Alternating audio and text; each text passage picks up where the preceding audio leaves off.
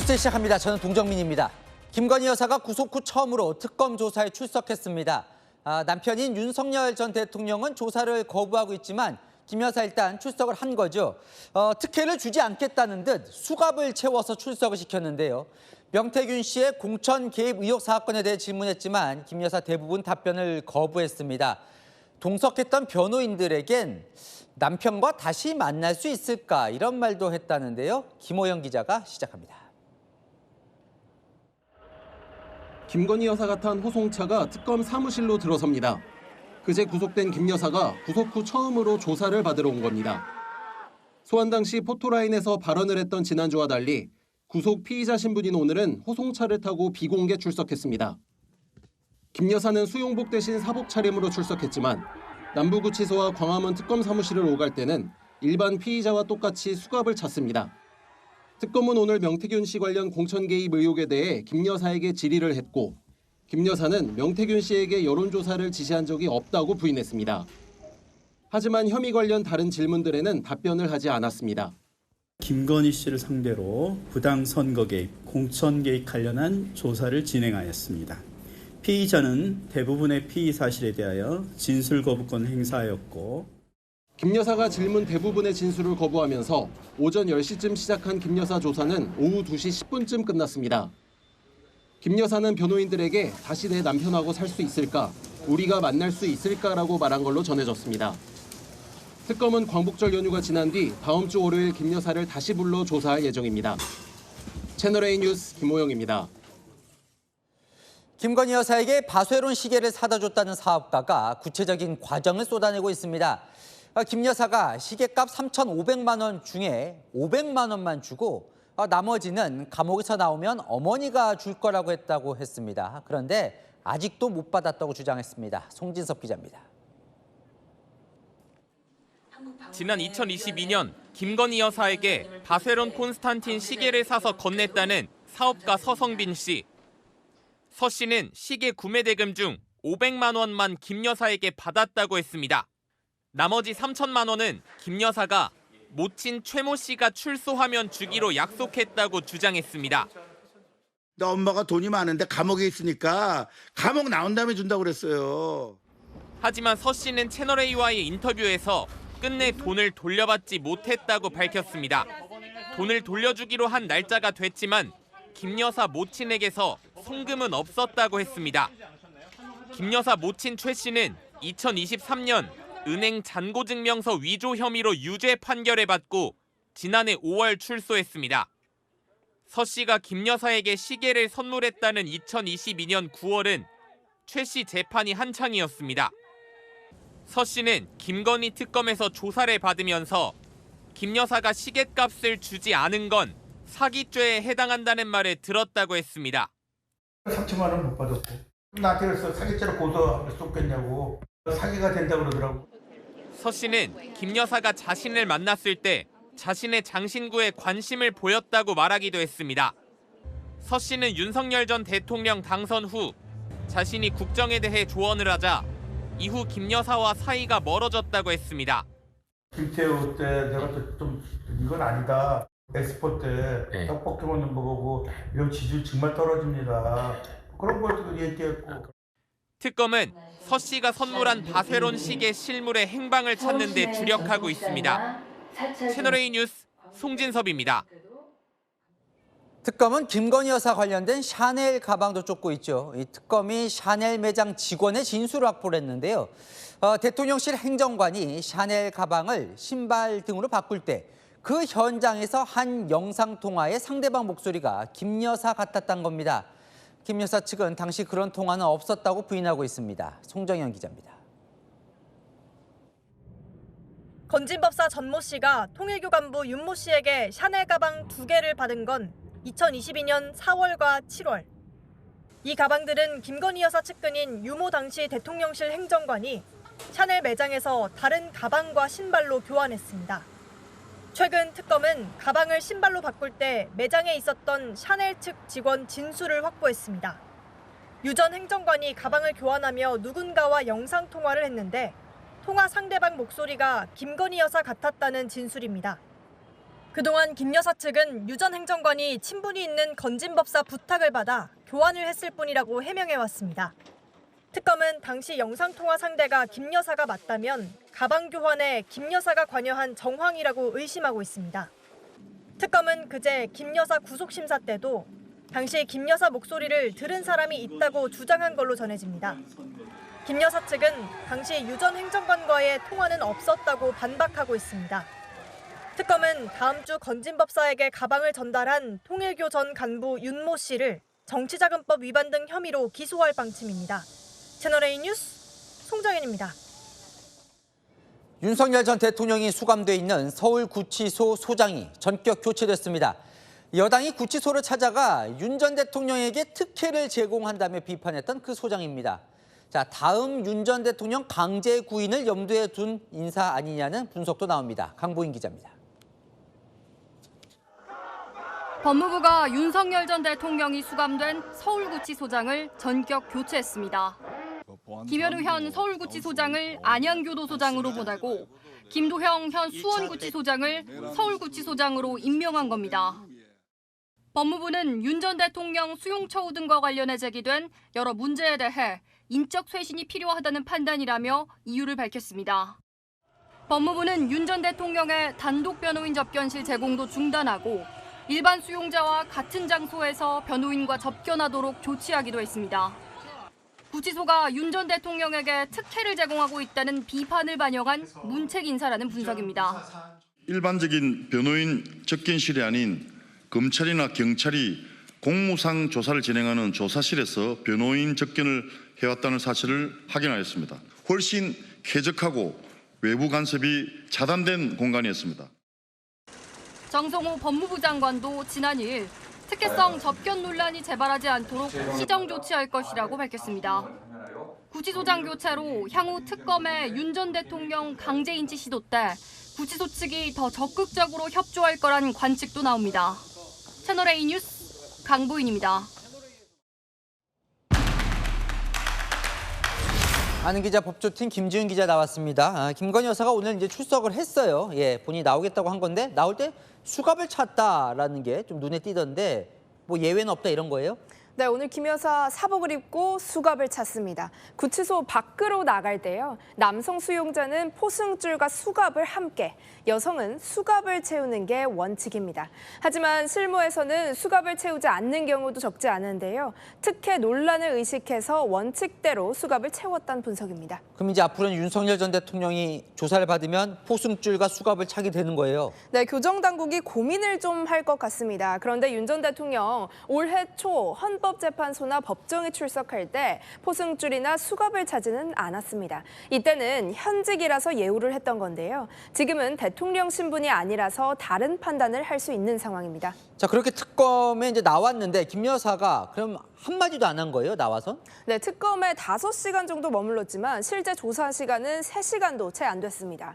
명태균 씨에게 내가 여론조사를 지시한 적은 없다. 김 여사가 직접 답변한 부분은 이 한마디였다고 합니다. 그래요? 그런 후에 뭔가 심경, 특히 남편과 관련된 남긴 말이 조금 화제가 되네요. 네, 변호인들에게 했던 말인데요. 이 휴식 시간에 내가 다시 내 남편하고 살 수 있을까? 다시 우리가 만날 수 있을까라는 말을 전했다고 합니다. 남편과 동시에 구속되는 충격 속에서 나온 말로 보이는데요. 변호인단이 이 말을 외부에 공개한 걸 보면 국민과 지지자를 향한 호소 성격도 있는 것 같습니다.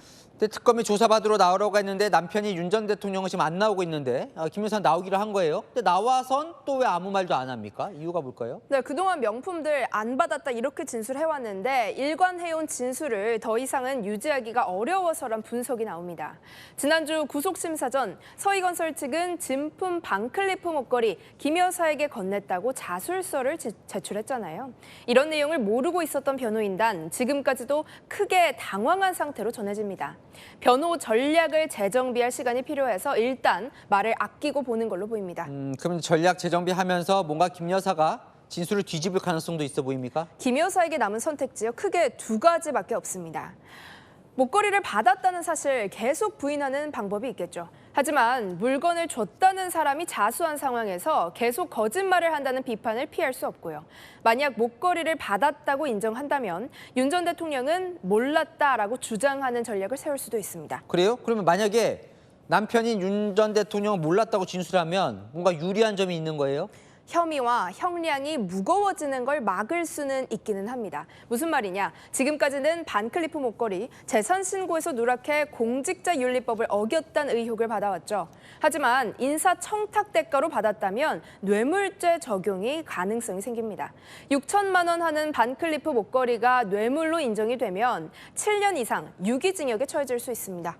이 명품 시계 부분도 이제 사다 줬다는 사람이 계속 진술이 나오는데 이것도 뭔가 지금 뇌물이 의심받고 있는 거예요, 그죠? 네, 맞습니다. 바쉐론 명품 시계를 대신 사줬다는 사업가 서성빈 씨는 시계 대금 3천만 원을 못 받았다면서도 이게 로봇 경호견 공급 계약에 대한 청탁 대가는 아니라고 주장하고 있거든요.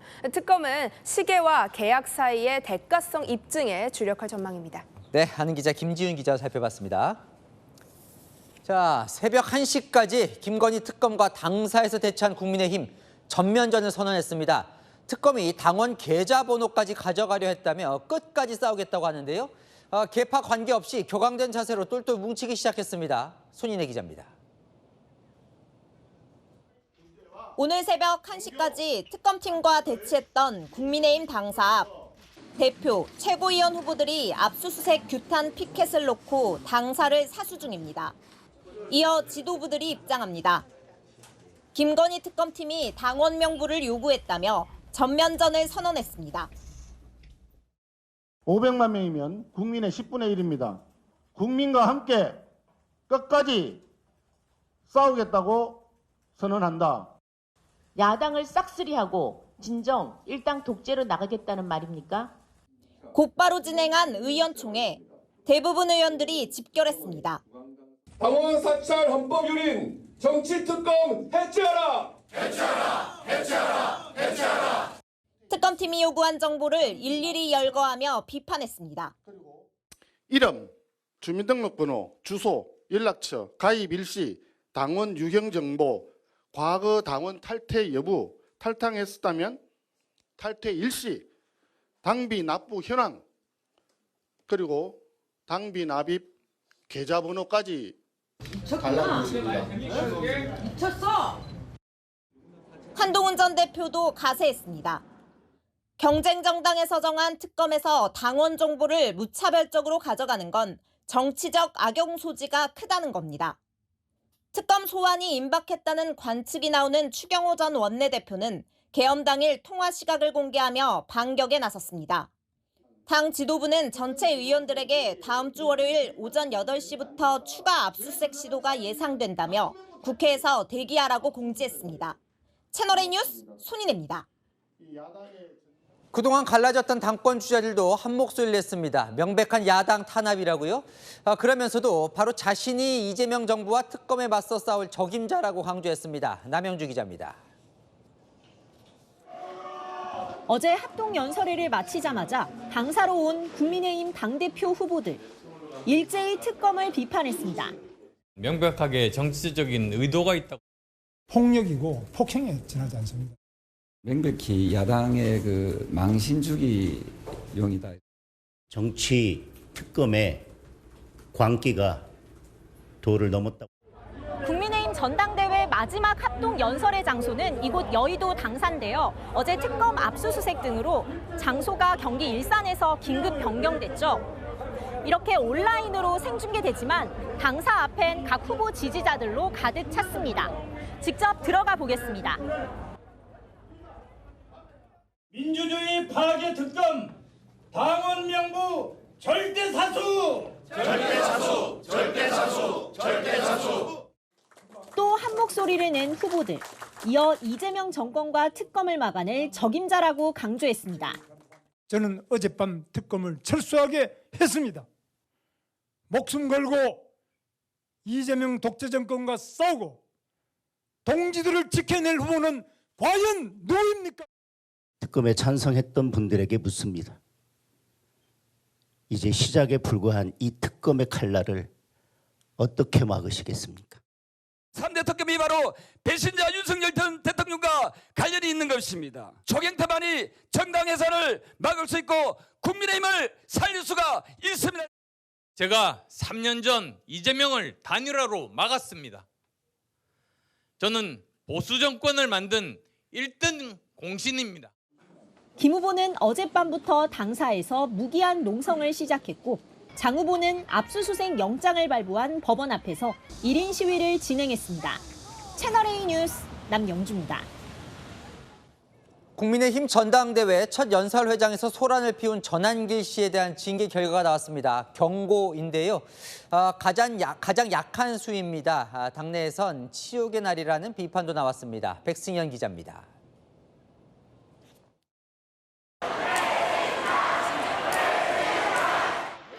지난주 합동연설회장에서 전한길 씨가 소란을 피우자 국민의힘은 즉각 전 씨에 대해 전당대회 출입 금지를 조치하고 중징계를 예고해왔습니다. 집단적인 야유와 고함을 공공연히 선동했다는 점에서 죄질이 매우 엄중하다고 판단됩니다. 개인적인 의견인데 이거는 그렇게 가볍지만은 않지 않느냐. 전한길 씨는 그날 발언할 권한이 없는 사람입니다. 그러나 오늘 윤리위가 내린 징계는 경고 처분. 가장 가벼운 수준으로 사실상 불이익이 없습니다. 전당대회 소란으로 징계한 전례가 없고 물리적 폭력은 없었다는 이유입니다. 전 씨가 재발 방지를 약속한 점도 반영됐습니다. 윤리위는 정치기관은 아니지 않습니까? 국민 여론이 나쁘다고 해서 이 사람이 예컨대 사람을 가다가 부딪혀가지고 넘어져 상처를 입었는데 그걸 마치 고의적인 상해하고 똑같이 처벌하는 건 맞지 않다고 생각합니다. 당내에서도 비판이 나왔습니다. 안철수 의원은 열불이 난다며 국민의힘 치욕의 날이라고 했고 박상수 전 대변인은 고발을 해도 모자란데 경고라니라고 반발했습니다. 전 씨는 징계 발표 이후 윤리위도 내가 피해자란 걸 다 알고 있더라며 앞으로 친한파 세력을 몰아내겠다고 했습니다. 채널A 뉴스 백승현입니다. 네, 정치부 이남희 선임 기자와 풀어볼 대목이 있는데 국민의힘의 태세가 완전히 달라졌어요, 하루 만에. 그렇습니다. 어제 오전만 해도 국민의힘 지도부 김건희 여사 구속에 대해서 침묵했습니다. 특검 소환에 대해선 개별 의원이 판단할 일이다 이렇게 말했는데요. 하지만 오늘 특검 소환에 어떻게 대응할지 논의에 착수했습니다. 민주당 등이 임명한 특검의 수사와 당사 압수수색 시도가 국민의힘 죽이기다 이렇게 본 겁니다. 지도부뿐만이 아니라 그동안 갈라졌던 국민의힘이 완전 하나로 뭉치는 분위기예요. 그러니까요. 자, 그동안 특검 수사에는 말 아꼈던 한동훈 전 대표도요. 오늘 처음으로 비판 메시지를 낸 겁니다. 또 다른 친한계 의원도 이렇게 말을 하더라고요. 무리한 압수수색은 함께 항의해야 한다고요. 계엄과 탄핵 놓고 갈라진 당권 주자들도 모처럼 어제 모두 당사 찾아서 압수수색에는 한 목소리를 냈습니다. 하루 만에 이렇게 확 달라진 이유가 뭐예요? 그 당원 명부 때문인가요? 당원 명부 때문입니다. 특검이 통일교의 무더기 입당 정황을 확인하겠다면서 당원 명부를 요구했죠. 이 당원 명부는요, 당의 심장으로 불릴 만큼 핵심 정보입니다. 그런데 이렇게 통째로 내놓으라 이런 게 사상 초유의 일이라는 겁니다.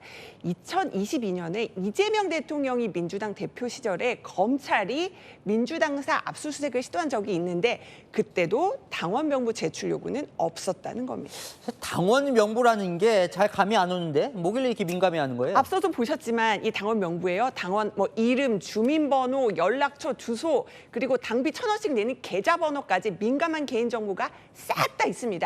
얼마나 민감하냐면요. 당대표도요. 통째로 이걸 보려면 왜 보는지 사유도 밝히고 열람 사실을 일일이 기록해야 합니다.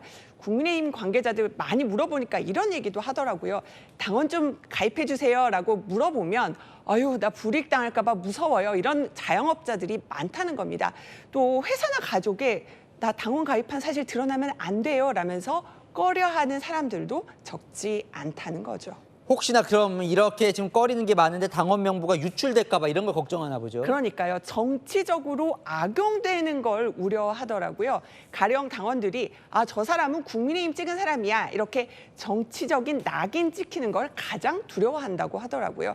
그래서 결국 기존 당원이 떠나고 가입하려는 사람도 줄고 결국 당이 소멸될 수 있는 거 아니냐 이렇게 굉장히 위기의식을 갖고 보더라고요. 다만 특검은 전체 당원 명부를 요구한 건 아니다. 이렇게 반박을 했습니다. 근데 이렇게 이제 반발한 이유가 지금 특검의 수사가 상당히 문제가 있다고 국민의힘 보는 것 같은데 또 다른 이유가 있다면서요? 있습니다. 먼저 특검이 국민의힘에 통일교 결탁정당 프레임을 씌운다 이렇게 보고 있는 겁니다. 또 하나는 특검이 탄핵을 찬성한 조경태, 김예지 의원부터 참고인으로 소환을 했잖아요. 여기에 대해서도 내부 분열 의도가 있는 게 아니냐 의심하고 있습니다. 국민의힘은 여러 가지로 지금 특검과의 전면전을 선포하고 있는 건데 그게 아니라 대통령, 민주당과도 거의 전면전 수준으로 지금 강대강 충돌할 조짐이에요. 알 수 있습니다. 내일 바로 국민의힘은 물론이고요. 박근혜, 이명박 전 대통령, 오세훈 서울시장 등 국내의 광역단체장까지 모두 내일 국민 임명식에 불참하는 거잖아요.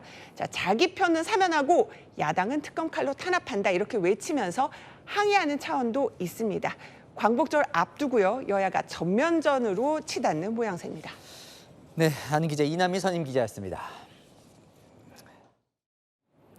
낙마한 이진숙 후보자 후임으로 지명된 최규진 교육부 장관 후보자, 임명되면 최초의 전교조 출신 교육부 장관인데요. 과거 정치 편향적 SNS 글이 논란이 되고 있습니다. 천안함 폭침 음모론에 힘을 싣는 내용을 공유하는가 하면 보수 성향 대통령에게 거친 말들도 썼는데요. 정현주 기자의 보도입니다. 최규진 교육부 장관 후보자가 2013년에 올린 SNS 글입니다. 천안함 폭침이 북한의 소행이 아니라 이스라엘 잠수함과 충돌한 거라고 주장한 이에 자료를 공유했습니다. 천안함 음모론을 다룬 영화의 상영 금지 가처분 결정도 비판했습니다. 충남교육연구소 이사장을 지낼 당시에 올린 글입니다. 이명박, 박근혜 전 대통령 등 보수 성향 대통령을 향해 여러 차례 거친 표현을 사용하기도 했습니다. 박정희 전 대통령 기일에는 온라인에서 사용되는 조롱성 신조어를 그대로 사용했습니다. 최 후보자는 충남에서 중등교사로 재직하며 전교조 수석 부위원장, 전교조 충남 지부장을 지냈습니다. 세종시 교육감 재임 시절엔 전교조 세종지부와 학업 성취도 평가를 하지 않는다고 명시한 단체 협약을 체결하기도 했습니다. 야권에선 최 후보자의 성향을 문제 삼았습니다. 역사상 첫 전교조 출신 교육부 장관입니다. 어떻게 이런 인물들이 고위공직자 자리에 버젓이 오를 수 있겠습니까? 최 후보자가 고등교육에 대한 경험이 없다는 지적도 나왔습니다. 그 지적이 사실이고요. 그렇지만 유초중고 교육과 그 고등교육, 대학교육이 이게 따로 있는 게 아니라 하나로 쭉 연결되어 있는 거라고 보입니다. 최 후보자는 서울대 10개 만들기를 역점 사업으로 꼽았습니다. 채널A 뉴스 정연주입니다. 민주당이 이재명 대통령의 측근 김용 전 부원장과 이화영 전 부지사 석방을 요구하기 시작했습니다. 피해자라면서요. 국민의힘에선 대통령 측근을 사면하려는 군불대기가 시작됐다고 비판했습니다. 구자준 기자입니다. 저는 오늘 미안한 마음에 이 자리에 섰습니다. 오늘 오전 기자회견장에 선 민주당 의원들. 사면으로 풀려나는 조국 전 대표를 언급하며 김용 전 민주연구원장 석방을 요구했습니다. 정치검찰에 누명을 쓴 피해자라는 겁니다. 우리는 대법원에 강력히 요구합니다. 김용 전 부원장에게 즉각 보석을 허가하라. 정말 나쁜 짓을 할 사람이 아니고 정말 성직자 같은 품성을 갖고 있기 때문에 김용은 무죄입니다. 오후엔 당내 조작기소 대응 TF위원들이 수원구치소로 가 복역 중인 이화영 전 부지사를 만났습니다. 전현희 TF위원장은 접견 후 이 전 부지사는 속히 석방되어야 한다며 김용 부원장, 정진상 실장, 송영길 전 대표 등 우리의 동지들을 반드시 지켜내야 한다는 글을 올렸습니다. 국민의힘은 민주당이 노골적으로 대통령 측근 사면에 군불을 떼기 시작했다고 비판했습니다. 조국, 윤미향, 그다음 수순은 뭐겠습니까? 이화영, 정진상, 김용, 송영길, 이재명 측근들 사면 아니겠습니까? 사면을 빙자한 사법 쿠데타가 시작이 되었다고. 국민의힘 주진우 의원은 대통령이 관련된 비리 사건 연루자는 사면할 수 없도록 하는 사면법을 발의했습니다. 채널A 뉴스 구자준입니다. 네, 비행기 안에서 갑자기 도착지가 바뀐 것도 당황스러운데 승무원도 허둥지둥, 잘못된 안내 방송까지 나오면 어떨까요? 어제 인천으로 향하던 비행기 안에서 벌어진 일입니다. 장호림 기자가 취재했습니다. 좌석에 앉아 기내방송에 귀를 기울이는 승객들. 비상 착륙했다는 내용이 흘러나오자 술렁이기 시작합니다. 김포공항에서의 착륙은 비상 상황으로 인한 착륙이므로 기장님께서 현재 인천공항으로의 비행을 확인 중에 있습니다. 어제 말레이시아에서 인천으로 향하던 에어아시아 여객기가 비행 도중 김포공항으로 회항했습니다. 당시 기상 상황이 악화돼 인천 상공에서 대기하는 시간이 길어지다 보니 연료 부족으로 급유를 위해 김포공항에 착륙한 겁니다. 비행기는 예정보다 3시간이 지난 오후 11시쯤에야 인천공항에 도착했습니다. 김포에서 인천으로 향할 때도 승객 불안은 계속됐습니다. 이미 기내는 공포에 질린 어린아이들의 울음소리로 가득했던 상황.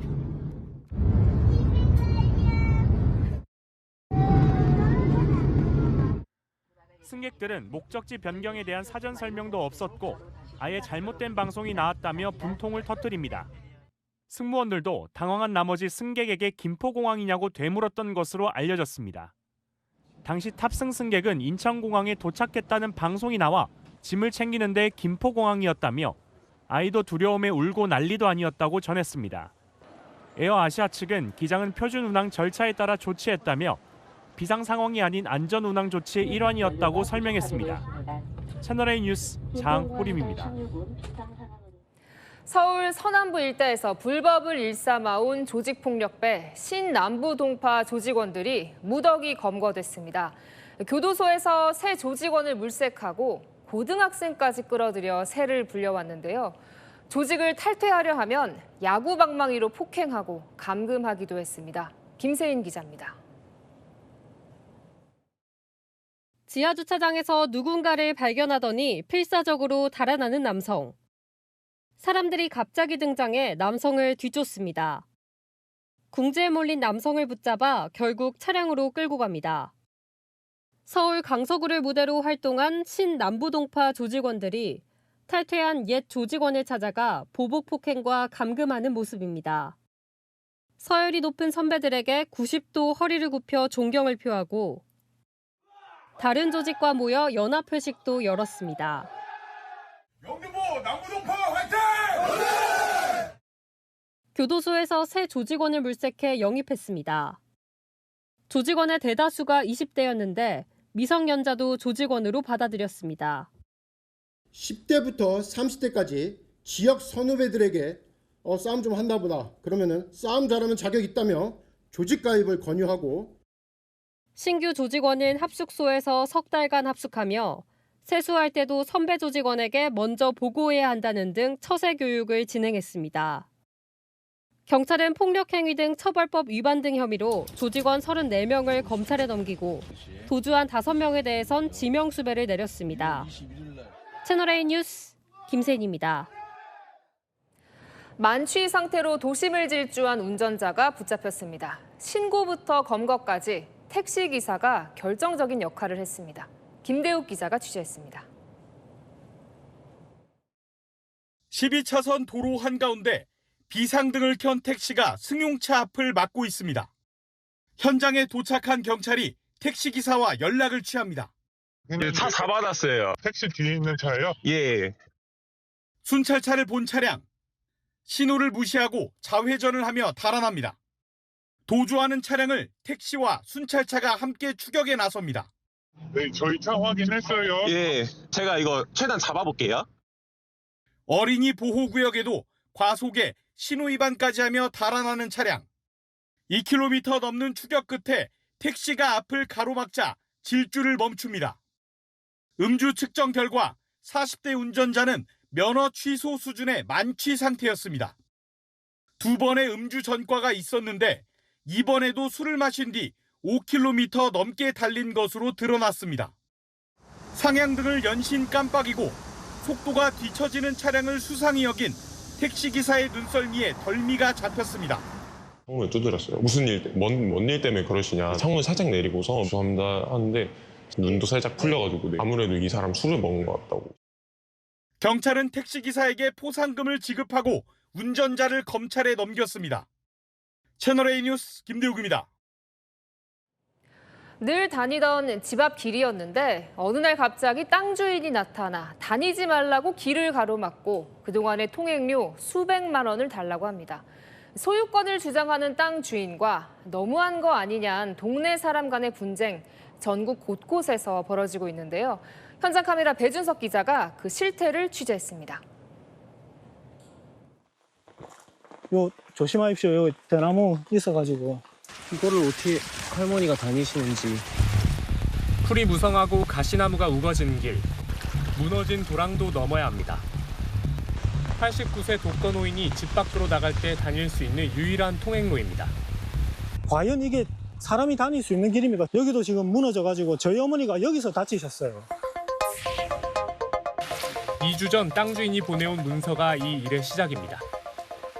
30년간 오가던 집 앞 통행로인데 사유지라며 다니지 말라고 한 겁니다. 10m 남짓의 길. 땅 주인은 그간 이웃으로서의 정을 고려해 책정했다며 사용료 200만 원도 요구했습니다. 좀 마음 안 되고 좀 한자리에 처앉아서 우리들이 참 울고 그랬습니다. 얻어갈 데도 없고 저도 막 가보면 저리도 되기도 바로. 군청에 하소연도 해봤답니다. 공무원 한 분이 나오셔가지고 아니 왜 자꾸 이렇게 귀찮은 민원을 자꾸 넣으시냐. 제 후임이 내년에 오니까 그때 다시 요청을 해가지고 해달라. 이 말씀을 도로 위 이 시뻘건 말뚝은 뭘까요? 새마을운동 당시 생긴 주민들 농사길인데 지난 3월 땅 주인이 말뚝을 박았습니다. 내 땅이란 겁니다. 이건 차가 못 가니까 장비가 못 길이 없잖아. 길이 아무리 그래도 요새 이런 그게 없습니다. 길이 막히니 온 동네 노인들이 이 먼 우회 길을 돌아야 합니다. 소방차는 좀 못 가요. 그리고 이번에도 그 경비 사고 나가지고 119 불렀는데 차가 못 들어가, 뭐 들것에 들어가 내려가가 그 소방차 태워갔다 이러더라고. 옆마을에서는 사유지를 두고 몸싸움까지 났습니다. 왕복 2차선 도로 절반을 가로막은 펜스. 건장한 남성들이 절단 장비를 가져와 해체 작업을 하고 경찰까지 도착합니다. 월 통행료 25만 원을 주느냐 마느냐를 놓고 땅 주인과 인근 유명 온천이 갈등을 빚은 결과입니다. 나는 그 공공의 이익을 위해서 참았더니 참을 게 아니더라고. 사람 바보 취급하는 거라. 우리 재산 지키는 게 목적이야. 예전에 공짜를 못 하나. 그래서 이것도 한 250, 300만 친다. 그걸 내가 20년 동안 공짜를 줬어요. 주민들은 불안한 고개 운전을 언제까지 감내해야 할까요?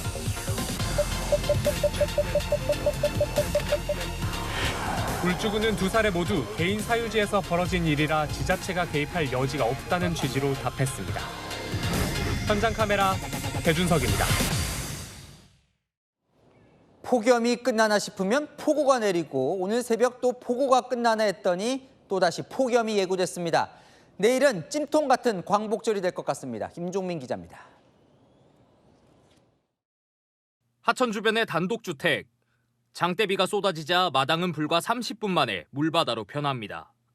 임진강지류 눌노천 수위가 새벽 3시 반쯤 5.1m를 넘어서 범람 우려가 높아지자 주민들은 근처 학교로 급히 대피했습니다.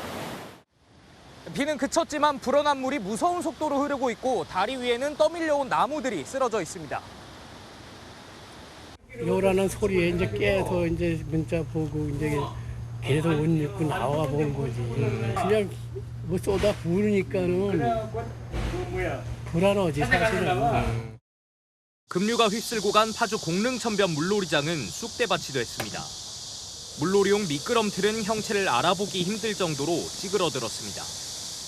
어제와 오늘 경기 파주엔 300mm가 넘는 폭우가 쏟아졌고 동두천, 연천 등 경기 북부를 중심으로 250mm가 넘는 비가 내렸습니다. 오늘 새벽까지 경기 북부에 극한호우를 퍼붓던 비구름은 오후 들면서 빠르게 거쳤습니다. 호우특보는 모두 풀렸지만 비구름이 남하하면서 늦은 오후 경기 남부와 충남 지역에 시간당 30mm 안팎의 매우 강한 비가 내릴 수 있습니다.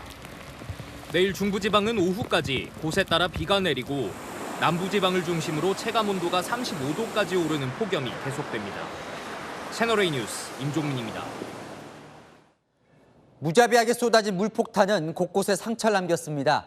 침수된 차량에 갇힌 모녀가 가까스로 구조되는가 하면 맨홀에서 역류한 물줄기 압력에 도로가 쩍쩍 갈라졌습니다. 이서영 기자입니다. 서울의 한 지하차도에 성인 남성 허리 높이까지 물이 찼습니다. 그 속에 검은색 SUV 차량이 잠겨 있습니다. 시동이 꺼져 창문도 못 열고 수압 때문에 문을 열고 나올 수도 없는 긴박한 상황. 창문 깰게요. 창문 깰게요. 유리.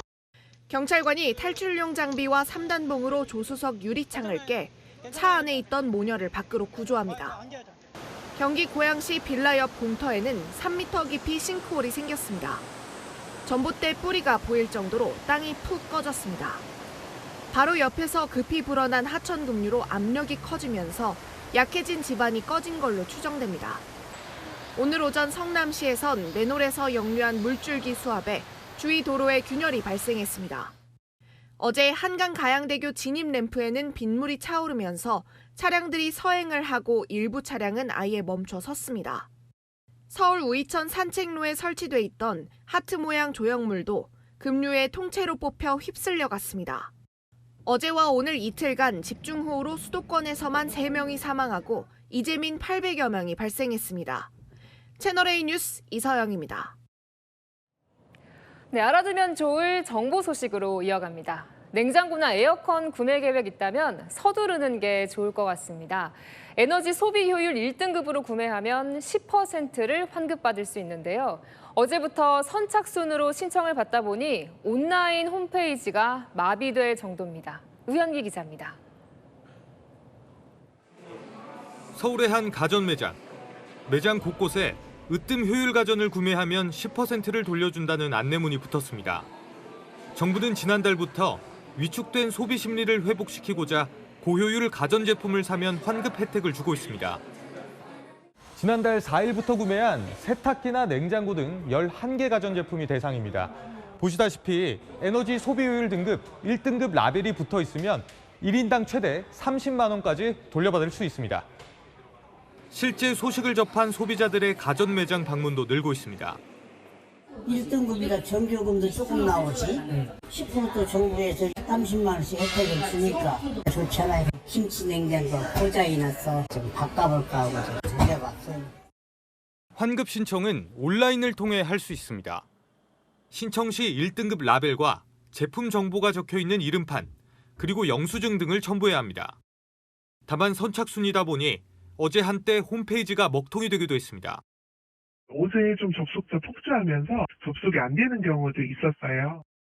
정부는 으뜸 효율 가전 사업에 약 2,600억 원을 투입하는데 현재 예산은 90%가 남아있는 상황. 환급금은 오는 20일부터 순차적으로 지급될 예정입니다. 채널A 뉴스 우현기입니다. 휴가철이 끝나면 추석 황금 연휴가 다가오죠. 여행 계획이 있다면 이 소식 눈여겨보셔야겠습니다. 해외에서 사용하는 일종의 체크카드, 트래블카드를 잘 활용하면 아까운 수수료 아낄 수 있다는데요. 여인선 기자가 취재했습니다. 일본으로 여행을 떠나는 조성미 씨는 전체 경비의 20%만 엔화로 환전했습니다. 나머지는 트래블카드로 충당할 계획입니다. 수수료는 거의 없고 트래블카드 여행자 카드 썼을 때는 우대카드니까는 우대요금도 적용이 돼서 트래블카드란 해외에서 수수료 없이 사용할 수 있는 일종의 체크카드입니다. 환전 수수료는 물론 해외 결제 수수료와 ATM 인출 수수료도 없어 해외여행의 필수 아이템으로 떠올랐습니다. 엔화 만엔 환전할게요. 공항 환전소에서 만엔을 환전하니 우리 돈 98,000원이 들었습니다. 하지만 해외에서 트래블 카드를 사용하면 환전 수수료가 없어 오늘 기준 94,000원 정도만 계좌에서 빠져나갑니다. 연간 해외 카드 이용액이 20조 원을 넘어설 것으로 예상되면서 카드사들은 신규 고객 유치를 위해 경쟁적으로 트래블 카드를 내놓고 있습니다. 경쟁이 치열하다 보니 해외 현지 업체와 제휴해 할인을 해주거나 공항 라운지 이용권 제공, 여행자 보험 등 다양한 추가 혜택으로 차별화를 꾀하고 있습니다. 카드 업계는 여름 휴가 성수기에 이어 10월 황금 연휴까지 있는 만큼 트래블 카드 서비스를 지속적으로 확대할 계획입니다. 채널A 뉴스 여인선입니다. 요즘같이 비 오는 꿉꿉한 날엔 빨래를 해도 옷에서 불쾌한 냄새 나기 십상이죠. 집에 있는 물건들로 습기와 냄새를 잡는 꿀팁이 있다는데요. 광민경 기자가 알려드립니다. 오늘 오후 거리에서 재본 습도는 80%입니다. 비가 오고 흐린 날이 이어지며 빨래가 잘 마르지 않아 시민들도 고민입니다. 안 말려지죠. 한 2, 3일 가요. 키운 냄새지. 그 곰팡이 냄새 같은 거. 건조기 같은 게 따로 없어서 코인 빨래 같은 데 있잖아요. 거기 가가지고 한 번 더 건조기로 돌린다거나. 소재에 따라 건조기에 돌릴 수 없는 빨래도 많은데 그럴 때 유용한 게 신문지입니다. 옷과 신문지를 함께 두면 습기와 냄새를 모두 없앨 수 있습니다. 이렇게 옷걸이 사이사이에 신문지를 걸면 신문지가 수분을 빨아들여 옷을 보송하게 입을 수 있습니다. 신발도 마찬가지입니다. 운동화나 구두처럼 꽉 막혀 있는 신발은 습기가 더 쉽게 차는데 신발 안에 신문지를 뭉쳐 넣으면 습기로 인한 세균 번식을 막을 수 있습니다. 소파나 커튼 주변에는 염화칼슘 성분이 있는 굵은 소금을 두면 천연 제습제로 활용할 수 있습니다. 사용한 굵은 소금은 햇볕에 말리면 재사용도 가능합니다. 채널A 뉴스 광민경입니다. 중국의 한 마트에서 소비자가 생선이 죽었다며 싸게 달라고 했는데요. 알고 보니 수조 속 멀쩡한 물고기를 꺼내 밟아 죽인 뒤 벌인 일이었습니다. 장하연 기자가 전합니다. 수산물 매장 앞에서 한 여성이 주위를 살피더니 뜰채를 집어듭니다. 수조 속 물고기를 꺼내더니 갑자기 발로 밟고 올라서기까지 합니다. 물고기가 죽은 것을 확인하고 태연하게 다시 수조에 넣습니다. 현지 시각 9일 중국 광둥성 포산시 한 마트에서 벌어진 일입니다.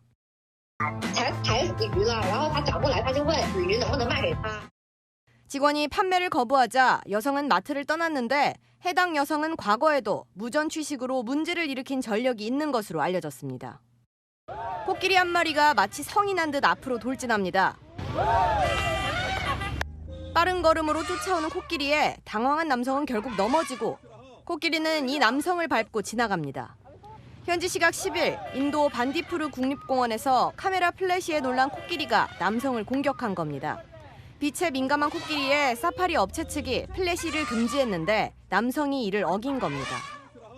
현지 매체에 따르면 남성은 크게 다치지는 않은 것으로 알려졌습니다. 유소년 야구 경기가 진행 중인 경기장에 갑자기 커다란 모래폭풍입니다. 현지 시각 10일 미국 뉴욕 펜필드에서 대형 모래폭풍이 발생해 선수들이 대피하는 소동이 빚어졌습니다. 같은 날 영국에서도 비슷한 현상이 포착됐습니다. 먼지 악마라는 뜻의 더스트 데빌로 주변 먼지와 잔해가 공기와 함께 회전하며 만들어지는 현상입니다. 채널A 뉴스 장하연입니다. 일본 오사카에선 엑스포가 열리고 있는데요. 지하철이 정전되면서 관람객 3만 명이 한밤중 발이 묶였습니다. 도쿄에서 송찬욱 특파원입니다. 어젯밤 11시 일본 오사카 엑스포 출구. 폐장 시간을 1시간 넘겼는데도 여전히 많은 관람객들이 남아 있습니다. 인근의 유일한 지하철 노선이 정전으로 멈춰서면서 한때 관람객 약 3만 명의 발이 묶인 겁니다. 滞留人数につきましては21時30分時点で3万人程度であったと推測しております。 관람객들은 박람회 장소로 다시 돌아와 지하철 운행 재개를 기다려야 했습니다. 駅周辺にお集まりのお客様、しばらく会場内にお戻りください。 졸지에 밤을 새우게 된 관람객들은 체조를 하거나 사진을 찍으며 시간을 보냈습니다. 지친 관람객들을 위해 일부 상점에선 음료와 물을 나눠주기도 했습니다.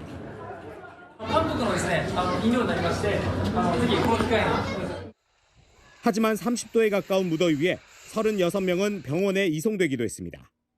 지하철은 오늘 새벽 5시 반쯤 돼서야 운행이 재개됐습니다.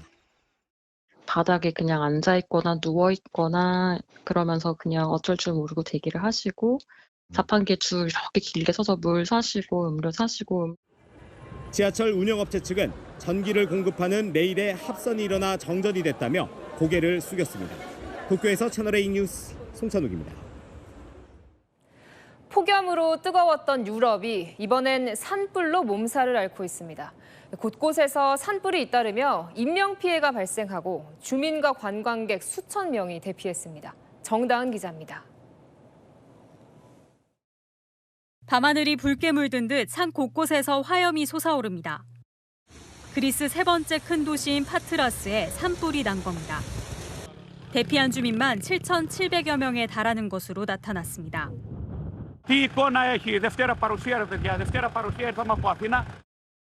폭염과 건조한 날씨로 인해 산불이 빠르게 확산되면서 주민과 관광객 수천 명의 대피 행렬이 잇따랐습니다. 대형 산불이 나면서 거대한 연기가 위성사진으로도 포착됐습니다. 스페인에서도 산불이 나면서 최소 2명이 숨진 것으로 알려졌습니다. 현지 언론에 따르면 올해 들어 스페인에서만 축구장 14만 개 넓이의 면적이 불에 탄 것으로 알려졌습니다. 포르투갈에서도 최소 5곳에서 대형 산불이 발생하는 등 곳곳에서 대규모 산불이 나면서 피해국들은 유럽연합 등에 지원을 요청한 상태입니다. 외신들은 이번 산불 원인으로 폭염 등 이상기후를 지목했습니다. 채널A 뉴스 정다은입니다. K컬처 붐을 타고 한국 웹툰이 글로벌 시장에서 존재감을 드러내고 있습니다. 우리 웹툰 업체가 까다롭기로 유명한 디즈니와 손잡으면서 뉴욕 증시에서 주가가 80% 넘게 폭등했는데요. 뉴욕에서 조아라 특파원이 취재했습니다. 미국 영웅 만화의 원조격인 디즈니의 작품들이 한국 고유의 디지털 만화인 웹툰으로 재탄생합니다. 월트 디즈니 컴퍼니와 손을 잡은 것은 한국 웹툰 업체인 웹툰 엔터테인먼트입니다. 어메이징 스파이더맨을 시작으로 어벤져스, 스타워즈 등 100편이 이달 말부터 순차적으로 공개될 예정입니다. 저작권 등의 까다롭기로 소문난 디즈니가 국내 업체와 웹툰 협업을 하는 것은 이번이 처음입니다. 세계에서 가장 많은 창작자들이 활동하고 다양한 이야기를 세상에 선보이는 곳입니다. 미 주식시장도 즉각 반응했습니다. 발표 직후인 현지 시각 어제 웹툰 엔터테인먼트의 주가는 이례적으로 80% 넘게 폭등한 것으로 나타났습니다. 뉴욕 한복판에 라인 프렌즈 매장이 문을 열 만큼 한국 캐릭터에 대한 관심이 높아졌는데요. 외신들은 특히 이번 디즈니와의 협업으로 한국 웹툰의 가치가 획기적으로 높아졌다고 평가합니다. 특히 스마트폰으로 세로로 넘기며 보는 웹툰은 한국이 주도하고 있는데 가로 형태로 책 넘기듯 만화를 소비하는 미국 시장에도 새바람을 일으킬 것이라는 기대가 커지고 있는 겁니다. K-팝과 K-드라마에 이어 K-웹툰도 글로벌 시장에서 영향력을 넓혀가고 있습니다. 뉴욕에서 채널A 뉴스 조아라입니다. 영화 기생충에서 벌어진 일과 비슷한 일이 군대 내에서 발생했습니다. 육군 한 군무원이 15개월 동안 부대 내 사무실에서 잠도 자고 빨래도 하며 무단으로 거주하다가 적발됐습니다. 가정 형편이 어려워서 그랬다는데 이 부대도 관리가 부실했다는 지적이 나옵니다. 이솔 기자가 단독 취재했습니다. 경남의 육군 예비군 훈련대에서 근무하는 30대 군무원 A씨가 부대 내 사무실에서 몰래 생활하기 시작한 건 지난해 1월부터입니다. 동료들이 퇴근하면 사무실 소파나 테이블 위에서 잠을 자고 의자에 빨래를 널어두는 등 업무 공간을 사실상 내 집처럼 사용했습니다. 부대 특성상 예비군 훈련이 끝나면 병력이 거의 상주하지 않아 손쉽게 사람들의 눈을 피할 수 있었던 겁니다. 군인이나 군무원은 사적인 용도로 군사시설을 사용할 수 없다고 명시한 국방부 부대관리훈령 위반입니다. 부대 측은 이런 사실을 알고도 사무실에서 자지 말라는 구두 경고만 한 것으로 알려졌습니다. A씨의 무단 거주 생활은 올해 4월 군무원 독신 숙소를 배정받기 전까지 무려 15개월이나 이어졌습니다. 육군은 2달 뒤인 올해 6월 A씨에 대한 제보를 받고 조사에 착수했습니다. 육군 법무실은 A씨가 무단으로 군사시설을 사용한 것과 함께 초과 근무 수당을 부당하게 받았는지도 들여다보고 있는 것으로 전해졌습니다. 조사 과정에서 A씨는 가정 형편이 어려워서 부대에 머물렀다고 진술한 것으로 알려졌습니다. 해당 부대도 군부대 관리가 부실했다는 비판을 피하기 어려울 것이란 지적이 나오고 있습니다. 채널A 뉴스 이솔입니다. 우리가 대북 확성기를 철거하자 북한이 호응을 해서 대남 확성기를 철거했다. 우리 정부가 발표를 했었는데요. 북한 김여정이 오늘 확성기를 철거한 적이 없다며 이런 원색적인 반박을 내놨습니다. 이 정부의 섣부른 발표였다는 비판과 함께 이 북한의 기만 전술이라는 분석도 나옵니다. 이현재 기자입니다. 북한 김여정 노동당 부부장이 대남 확성기 철거 사실을 전면 부인했습니다. 지난 9일 우리 군이 북한군의 확성기 철거 활동이 식별됐다고 밝힌 것을 닷새 만에 담화로 정면 반박한 겁니다. 김 부부장은 국경선에 배치한 확성기들을 철거한 적이 없고 철거할 의향도 없다며 무근거한 일방적 억측이고 여론 조작 노름이라며 맹비난했습니다. 앞서 우리 군은 닷새 전 전방 일부 지역에서 대남 확성기 철거 활동이 식별됐다고 밝혔고 이재명 대통령도 우리의 선제적 조치에 호응했다는 평가를 내놨습니다. 이렇게 상호적인 조치를 통해서 남북 간의 대화와 소통이 조금씩 열려가기를 바라고. 하지만 군 관계자에 따르면 북한의 대남 확성기 40세대 중 철거된 것은 한 대뿐이고 그마저도 오늘 북한이 철거한 적이 없다며 반박을 한 겁니다.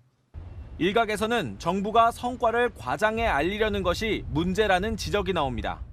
움직이는 거 하나만으로 전체가 철거하는 방향이다라고 판단하는 거는 희망적 사고에 바탕한 접근이라고 볼 수 있고요. 야당은 국방 안보 라인에 대한 문책을 요구했습니다. 이렇게 쉽게 이재명 정부가 적에게 속아 넘어가서야 우리 국민의 생명과 재산을 지킬 수 있겠습니까? 다만 군 당국은 북한이 확성기 1대에서 2대에 대해 철거와 재설치를 반복하며 우리 측 반응을 떠보려는 일종의 기만 전술로 보인다고 평가했습니다. 채널A 뉴스 이현재입니다. 성혜란 기자와 열한야랑 시작합니다. 첫 번째 주제 보겠습니다.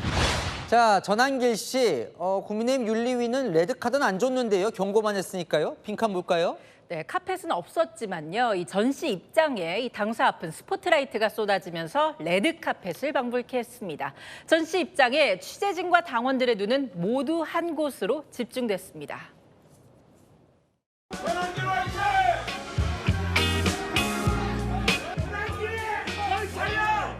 국민의힘 중앙당사 앞에 왔습니다. 안에 들어가서 합시다. 제 나름대로 피해자인 전한길을 가해자로 통합시켜서 제재 조치를 하는 것에 대해서 소명될 수 있도록 그렇게 하겠습니다. 셀프 중계를 했군요. 네, 비난도 듣네요. 네, 당시 당사에는 특검의 압수수색을 막기 위해 수많은 당 사람들이 있었거든요. 마침 윤리위에 소명하러 나온 전 씨, 갑자기 특정 당대표 후보에 대한 지지 의사를 밝혔는데요. 불과 몇 발자국 뒤에 이 사람이 지켜보고 있었습니다.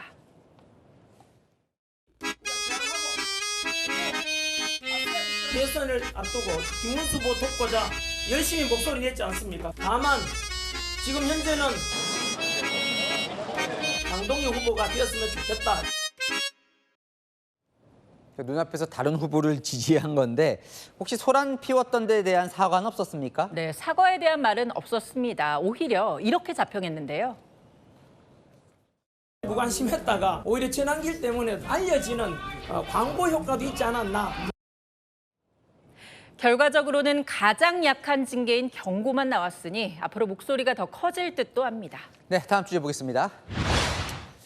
유인태 전 사무총장, 유시민 작가의 출신 언급했어요? 네, 과거 보좌관 출신이라고 언급했습니다. 이 유 전 총장이 출신을 언급한 이유, 최근 유 작가가 강선우 의원의 갑질을 폭로한 보좌관을 두고 이런 말을 했기 때문인데요. 일도 잘 못해서 잘렸는데 익명으로 숨어서 갑질을 주장한다고요. 보좌관을 탓하자 유 전 총장이 유 작가의 출신을 콕 집은 겁니다. 그 자식도 저도 보좌관 출신이면서 참나. 김대중 후보 그 유세팀에서 잔심부름을 제가 그때 좀 하다가 보좌관으로 오라고 그래서 제가 한 2년 정도 보좌관을 했거든요. 제가 초선 의원 때 첫 네. 번째 보좌관을 유 이사장이 했죠. 유시민 작가와 유 전 총장은 이 노무현 정부 때 같이 일한 과거도 있는데 매섭게 비판했군요. 네, 맞습니다. 지난 대선 때 벌어졌던 논란에 대해서도 다시 언급했는데요. 설란영 씨의 인생에서는 거기 갈 수 없는 자리예요. 제정신이 아니다. 또 아마 지지율의 50% 못 넘은 것에 한 몫을 했을지 모르겠어요. 이런 진심 어린 충고도 남겼습니다. 집합식을 거기서 충분히 자랑하면서 그러니까 그런 거나 하지. 자식은 이제 정치 얘기는 좀 빼고 그 주특기를 좀 살렸으면 좋을 것 같아요. 네, 하나 더 보겠습니다. 안철수 후보 대통령이 사채를 쓴 거냐? 누구로부터 빌렸다는 거예요? 네, 바로 조국 전 대표인데요. 이 장관급인 국가교육위원장 자리에 부산대 전 총장을 임명했죠. 조 전 대표의 딸, 이 방탄에 열중했던 사람이라면서 이 안 의원은 조 전 대표 부부에게 혹시 사채라도 썼냐고 강도 높게 비판했습니다. 네, 그럼 조 전 대표 사면도 해주고 그 딸 조미 씨 옹호한 교수 인사도 내고 이러니까 이제 비판을 하는 거군요. 네, 그런 거죠. 이 부산대 총장을 지냈던 이 차정인 교수 당시에 이 조민 씨에 대해서 이 총장으로서 학생을 지키지 못해 미안하다고 뒤늦게 고백도 했었죠.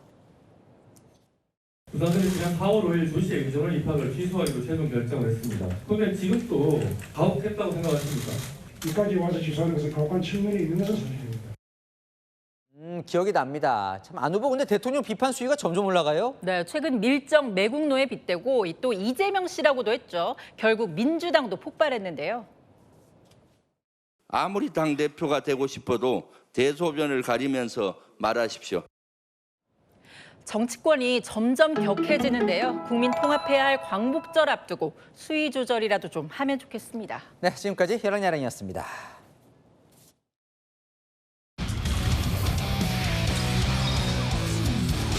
손흥민이 메이저리그 LA 다저스 마운드에 오릅니다. 다저스 구단은 손흥민이 오는 27일 신시내티전에 시구에 나선다고 밝혔습니다. 입단과 동시에 손흥민은 LA의 다른 스포츠 구단들 러브콜을 받고 있습니다. He hasn't slept. He hasn't eaten. He's done he's just getting because the city's so excited, right? They're already asking him to throw out the first pitch. They're already asking him to throw the jump ball for the NBA. 27일 시구 때 LA를 대표하는 슈퍼스타 손흥민과 오타니의 만남도 기대됩니다. 지금까지 스포츠 A였습니다. 빗줄기가 약해지며 현재 소강 상태에 든 곳이 많습니다. 오늘까지 5에서 10mm의 비가 더 오겠고요. 내일은 오후까지 5에서 40mm가 내립니다. 남부는 소나기만 지나겠습니다. 내일부터 시작되는 광복절 연휴도 내일 오후 비와 소나기가 그치고 나면 주말에는 별다른 비 예보 없겠습니다. 다만 이중 고기압의 영향으로 무더위와 열대야가 예상됩니다. 남부 곳곳은 체감 35도 안팎의 폭염경보로 격상됐는데요. 비가 잦아들며 중부로도 폭염특보가 차츰 확대될 전망입니다. 내일부터 서울 낮 기온도 다시 30도를 웃돌 텐데요. 습도가 더해지며 체감 더위는 34도까지 치솟겠습니다. 당분간 서쪽과 남해안, 제주에 25도 이상의 열대야가 나타나고요. 한낮에는 서울 32도, 대구는 34도로 뜨겁겠습니다. 날씨였습니다. 뉴스에 마칩니다. 시청해주셔서 감사합니다.